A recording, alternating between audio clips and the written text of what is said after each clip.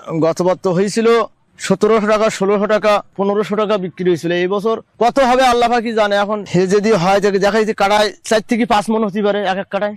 বেচাকেনা যদি ভালো হয়ে যায় তাহলে 25 থেকে 30,000 টাকা হতে পারে, বেশি আরো 2000 1000 বেশি হতে পারে। ফলন বেশি হলে দাম বেশি হবে, ফলন কম হলে দাম কমে যাবে। প্রিয় দর্শক, দেশ ও দেশের বাইরে থেকে যারা আমাদের আজকের প্রতিবেদনটি দেখছেন, আপনাদের সকলকে জানাই কৃষি কথা ইউটিউব চ্যানেলের পক্ষ থেকে স্বাগত। দর্শক, আজ আমরা এসেছি সাতক্ষীরা জেলার পাটকেলঘাটা উপজেলার নগরঘাটা এলাকার জাহাঙ্গীর শেখ চাচার সমন্বিত কৃষি খামারে। জাহাঙ্গীর চাচা মূলত একই ক্ষেতে একই সাথে হলুদ, কচুরমুখী, মেটে আলু, ওল এবং কাঁচামরিচ চাষ করছেন। আজ আমরা জাহাঙ্গীর চাচার নিকট থেকে জানার চেষ্টা করব বাণিজ্যিকভাবে সমন্বিত আকারে একই সাথে এত ধরনের ফসল চাষ করার পদ্ধতি, আয় ব্যয়, সুবিধা সহ টুকিটাকি সকল বিষয়। আর পুরো প্রতিবেদন জুড়ে আপনাদের সাথে আছি আমি শেখ শরীফ হাসান এবং ক্যামেরায় আসাদুজ্জামান। চাচা, কৃষি কথা ইউটিউব চ্যানেলের পক্ষ থেকে আপনাকে স্বাগত। কেমন আছেন?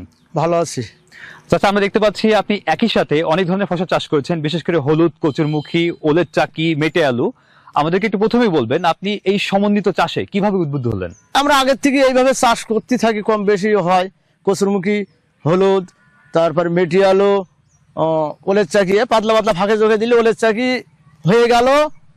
এ আর কদিন পর ওলের চাকি গাছ মরে যাবে, ও আর থাকবে না। তো ওই কিন্তু হলুদ গাছ হয়ে যাবে, কচু গাছ অনেকে মরে যাবে, অনেকে থেকে যাবে, থেকেও হয়ে যাবে। এবার হলুদ গাছ তো জানতো থাকবে, হলুদ গাছ জানতো থেকে হলুদ এড়িয়ে যাবে। এসব গাছ আর কিছুদিন পরে মারা যাবে, মারা যাওয়ার পরে হলুদ গাছই তো অ্যাকুরেট হয়ে যাবে সব। এরপরে ঝাল গাছ থাকবে, দুটো বেগুন গাছ দিছি এ থাকবে, এইসব আমাদের সবজি খাওয়ার জন্যে। আর এই হলুদ। চাচা, এই সমন্বিত চাষ আপনি কত বছর ধরে করেন? ধরেন আমি বুদ্ধিজ্ঞান হওয়ার থেকে আমি বাপের পিছনের দিকে এই 4 বছর লেগে আছে। আমি লেখাপড়া শিখতে পারিনি, বাপের সেই সময় অভাব ছিল, সেই হিসাবে আমি মানে একদম ছোটবেলা থেকে আপনি এইভাবে চাষাবাদগুলো করে আসছেন? চাষ করে আসি। বর্তমানে আপনি কতটুকু জমিতে চাষ করছেন? আমি মোট এই জমিটা হলো 7 কাঠা। এখানে কি 33 শতকে বিঘা? হ্যাঁ, 33 শতকে বিঘা, মানে 20 কাঠাই হচ্ছে বিঘা। 20 কাঠা এক আপনি বিঘা। 7 কাঠা জমিতে এখানে চাষ করছেন? চাষ করছি। চাচা, 7 কাঠা জমিতে আপনি যখন বাণিজ্যিকভাবে একই সাথে সমন্বিতভাবে এতগুলো ফসল চাষ করছেন, তো প্রথমেই জমি প্রস্তুতি, সার, কীটনাশক, বীজ, তারপরে হচ্ছে গাছের চারা, এগুলো মিলিয়ে কত টাকা খরচ হবে এখানে?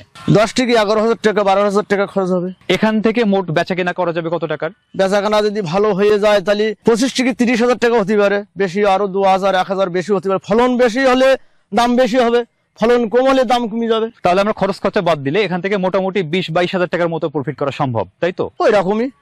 চাচা, আপনি এখানে যেহেতু একই সাথে বিভিন্ন ফসল চাষ করছেন, এখানে সবগুলো ফসল মিলিয়ে কতদিনের সাইকেল এটা? এটা হলো 7 মাসের 7 মাসের ফসল। 7 মাসের ফসল। সর্বপ্রথম এখান থেকে কোন ফসলটা উঠবে? এই সবই একসাথে উঠবে। ঝালটাই ওই কেবল ধরন আসবে, ওই কাঁচামরিচ ওইটা খাওয়ার জন্যই উঠাইতে হবে, আর সবাই একসাথে উঠবে, এ কোনো ভাগ করে কোনো ফসল উঠবে না। চাচা, আপনি যেহেতু সমন্বিতভাবে এত কিছু ফসল একসাথে চাষ করছেন, আমাকে বলবেন কি ধরনের জমি প্রয়োজন হয় এই সমন্বিত চাষের জন্য? একটু চারা জমি প্রয়োজন হয়, ভালো পানি ঝরা মাটি হলে ভালো হয়। এই 7 কাঠা জমিতে আপনি কি পরিমাণে হলুদের বীজ বপন করেছেন? এতে এক কাঠায় 8 কেজি করে হলুদ লাগে। আর এর ভেতরে কচুরমুখী কি পরিমাণে ছিল এখানে? কচুরমুখী 2 কেজি। আর ওলের চাকি? ওলের চাকি দেখা যাচ্ছে 20 কেজি। এবং এছাড়া আপনি বলেন যে বেগুন এবং ঝালের চারাও আছে? এই দেখা যাচ্ছে 2 পন ঝালের চারা রোয়া আছে, 1 পন বেগুনের চারা রোয়া আছে। বছরে কোন সময় এই চাষটা শুরু করতে হয়? এই বৈশাখ মাসে। আপনি যখন জমি প্রস্তুত করেন কিভাবে এই জমিকে রেডি করেন? এই জমিটা ভালো চাষ করতে হয়, চাষ করি তারপর রোপণ করতে হয়। কটা চাষ দেওয়া লাগে? যে যেমন যে পারে 5টাও যায়, 4টিও যায়, 3টিও যায়, যে যেমন সার দিতে পারে তার তেমন। চাষের সময় কি কোনো সার, কীটনাশক প্রয়োগ করতে হয়? সার অবশ্যই দিতে হয়, কীটনাশক দিতে হয়, সার দিতে হয়। জৈব সার প্রয়োগ করেন? হ্যাঁ, জৈব সার। কি পরিমাণে জৈব সার প্রয়োগ করেন কাঠাপ্রতি? জৈব সার কাঠাপ্রতি 2 কেজি 3 কেজি দিতে হয়। আর রাসায়নিক সার? রাসায়নিক সার দেখাচ্ছি ওই সময় ফসফেট দেওয়া আছে। এই 7 কাঠা জমিতে 15 কেজি ফসফেট দেওয়া আছে। তারপরে আবার এই পটাশ দেওয়া আছে 15 কেজি। ওই সময় ইউরিয়া খাটে না, ইউরিয়া আমি ডুবার সময় দিতে হয়, যে সময় গাছের গোড়ায় মাটি দিতে হয় সেই সময় ইউরিয়া সার দিতে হয়, আর অন্য অন্য কীটনাশক দিতে হয়। জমি চাষ করে সার প্রয়োগ করার পরে এই বীজগুলো বপন করার আগে জমিটাকে কিভাবে বেড বা অন্য ভাবে রেডি করেন? বেড বানাইতে হয়, বেড বানাই তারপর রোপণ করতে হয়। বেডের দূরত্ব কেমন থাকে একটা থেকে আরেকটা? বেডের দেখা যাচ্ছে দূরত্ব কেউ 6 হাত দেয়, কেউ 7 হাত দেয়, কেউ 10 হাত দেয়, যার যেমন মাটি। পাশাপাশি যে আমরা দূরত্ব দেখছি, মাঝখানে একটা থেকে আরেকটা দূরত্ব কত? এরা হলো 5 পা, মানে 1 হাত করে। 1 হাতের একটু বেশি। আর আপনি যখন এই হলুদের বীজগুলো লাগিয়েছেন, এটা তো আপনার প্রধান ফসল প্রধান ফসল হলুদ, হ্যাঁ। সাথে সাথী ফসল হিসেবে কচু, বেটে আলু এবং ওলের চাকি। ওলের চাকি। তো হলুদের বীজগুলো আপনি একটা বীজ থেকে একটা বীজের দূরত্ব কত রেখেছিলেন ও লাগানোর দ্বিতীয় সময়? দেখা দিছে 4 ইঞ্চি। আর এর মাঝে মাঝে আপনি যখন ওলের চাকি দিয়েছেন, ওটা হলো দেরি, মানে ও দেখা যায় হলুদ গাছে, কচু গাছের মধ্যে এই যেখানে হলুদ গাছ রয়েছে, ওলের গাছের মধ্যে হলুদ গাছ, ওরাও এরা এর মধ্যে না, ওরা ওর ফাঁকে এমনি হয়ে যাবে। মানে এটা কি ওই 4 ইঞ্চি ফাঁকের মধ্যেই হবে? এই হবে, একটা গাছ হবে। থেকে একটা 4 ইঞ্চির হ্যাঁ, মধ্যেই? হয়ে যাবে। এটার ক্ষেত্রে হলুদের উৎপাদন ক্ষমতার সমস্যা হবে না? না, কোনো সমস্যা নেই তো, দেখেন আপনারা কোনো আর আপনি এই যে কচুর মুখের জন্য কচুর বীজগুলো রোপণ করেছিলেন, এটা কত দূরত্বে দিয়েছেন? ও দেখাইছে একটা বাদে একটা পরে দেওয়া পড়িছে। মানে একটা বাদে আরেকটা নালাতে আপনি এভাবে হ্যাঁ, দিয়েছেন? যে নালা, নালা আমরা এখানে নালা দেখতে পাচ্ছি যে আপনি ড্রেন করে রেখেছেন বেডের মাঝখান দিয়ে, এটা কি সেচ দেওয়ার প্রয়োজন পড়ে? না, সেচ দিতে হয় যদি ওই তোমার পৌষ মাসের দিকে যদি অত্যন্ত খরা যাইতে লাগে, তারপরে সেচ দিতে হয়, তা না হলে সেচ দেওয়া লাগে না। এই যে এতগুলো ফসল একসাথে চাষ করছেন, এর কি বিশেষ কোনো অসুবিধা আছে? কোনো অসুবিধা হয় না তো। সুবিধাগুলো কি কি তাহলে? সুবিধাগুলো একসাথে এতগুলো ফসল পাওয়া যায়। দেখা যাচ্ছে যে এই সময় আমি যখন উঠাবো, আমার জন খরচ লাগবে, এই যে মেডিয়াল ওগুলো বিক্রি করবো, ওতে আমার জন খরচ বেরিয়ে যাবে।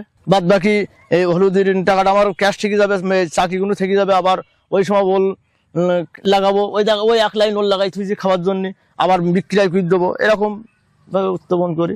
এই কচুরমুখী ওই সময় দেখা যাচ্ছে 5 মণ কচুরমুখী হইলো, এই 5 মণ কচুরমুখী ওই সময় বিক্রি করে দেবো। দেখা যাচ্ছে 30 টাকাও কেজি হতে পারে, 50 টাকাও কেজি হতে পারে ওই সময়। হলুদের বীজ বপনের পরে যখন এটা থেকে চারা বের হতে শুরু করে, তখন এর কি কি পরিচর্যা করতে হয়?